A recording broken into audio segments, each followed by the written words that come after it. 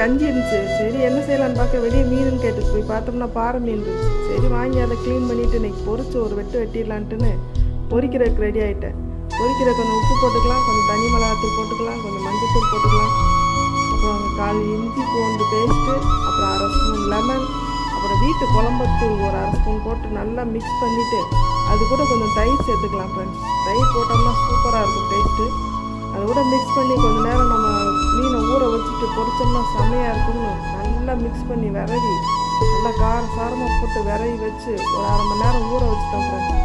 ஊற வச்சுட்டு நம்ம தோசைகளை பொரிக்கிறதோட இந்த மாதிரி கடாயில் பொரிச்சோம்னா சூப்பராக வரும் ஃப்ரெண்ட்ஸ். மீன் எல்லா சைடும் நல்லா வெந்து சூப்பராக டேஸ்ட்டாக இருக்கும்.